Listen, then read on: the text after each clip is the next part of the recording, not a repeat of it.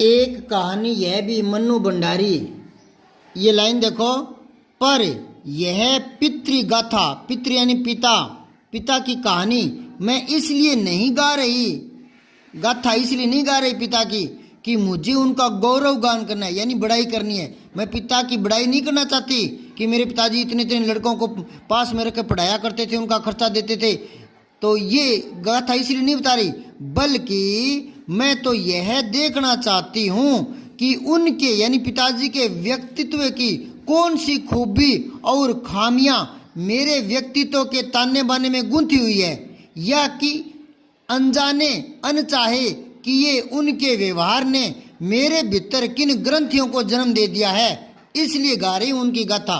तो ये महादेव वर्मा का मैंने आपको बताया था, लंबे लंबे वाक्य लिखती है ना, 2-3 लाइनों के बाद में पूर्ण विराम दिखाई देता है। तो यहाँ भी देखो, यहाँ से चला है पर यह पितृगाथा और पूर्ण विराम लगा यहाँ चौथी लाइन में आकर।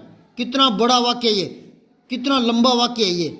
अब इसमें क्या कहानी बता दी, समझ में आई कि नहीं आई? नहीं आई? क्या क्या चीज समझ में नहीं आई? सारे तो कठिन शब्द बता दिए। गौरव होता है बड़ाई, पितृ होता है पिता, गाथा होता है कहानी, व्यक्तित्व तो आपको बताया मैंने, व्यक्तित्व है पर्सनैलिटी जिसको बोलते हैं, और अनजाने यानी बिना जाने, अनचाहे यानी बिना चाहे, खूबी होता है विशेषता, खामी होता है कमियां, ग्रंथि होता है गांठ, भीतर होता है मन में। अब बताओ कौन सा शब्द है जिसका अर्थ नहीं आ रहा? तो फिर अगर शब्दों का अर्थ आ गया तो कह क्या रहा है ये बताओ, यहां से पढ़ करके। पर यह पितृगाथा मैं इसलिए नहीं गा रही कि मुझे उनका गौरवगान करना है, बल्कि मैं तो यह जानना चाहती हूँ कि उनके व्यक्तित्व की कौन सी खूबी और खामियां मेरे व्यक्तित्व के ताने बाने में गुंथी हुई है, या कि अनजाने अनचाहे कि ये उनके व्यवहार ने मेरे भीतर किन ग्रंथियों को जन्म दे दिया है, ये जानने के लिए मैं गौरवगाथा गा रही हूँ। पीछे के पेज में सारी कहानी बताई है और मैंने 2 बार एक एक शब्द को और एक एक पंक्ति को समझाया आपको।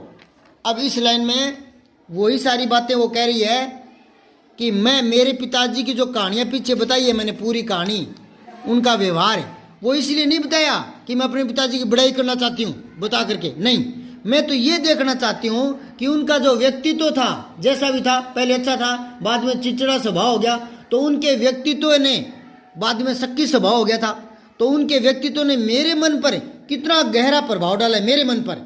क्योंकि माता पिता के व्यवहार का बहुत सा प्रभाव बच्चे पर पड़ता है, माता पिता के व्यवहार का प्रभाव बच्चे के मन पर पड़ता है। पिता माता ईमानदार है और कर्मठ है तो बच्चा भी ईमानदार बनता है, कर्मठ बनता है। नहीं समझ आई की बात है? तो फिर वो कह रही है कि मेरे पिता की कौन सी बात मेरे अंदर आ गई, मेरे मन में आ गई।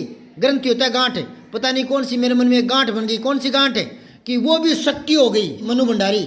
ठीक है, शक्की कैसी हो गई वो आगे बताएगी। वो कह रही है कि मैं बचपन से थोड़ी काली थी, इसलिए मैं अपने आप को कुंठा में आ गई, मैं मतलब मेरे मन में एक गांठ सी बन गई, ग्रंथि घर कर गई कि मेरा कोई व्यक्तित्व नहीं है, मैं तो काली पड़ी हूँ, शायद इसलिए पिताजी मुझे प्यार नहीं करते, मैं काली कचुटी हूँ। मेरी बहन जो बड़ी थी वो थोड़ी गोरी थी तो पिताजी उसको ज़्यादा चाहते थे, तो मैं तो है ना, मेरी कोई उपलब्धि भी होती ना, मैं कोई विशेष काम करती और लोग मुझे शाबाशी देते तो भी मैं ना प्रभावित नहीं होती, क्योंकि मुझे लगता कि ये काम मैंने थोड़ी किया है, मैं ऐसा थोड़ी कर सकती हूँ। तो मैं खुद शक्की हो गई, पिताजी का वो व्यवहार मेरे अंदर आ गया, तो मैं पिताजी का क्या क्या प्रभाव मुझ पर आया है ये जानने के लिए पिताजी की सारी पुरानी बातें मैं याद करना चाहती हूँ।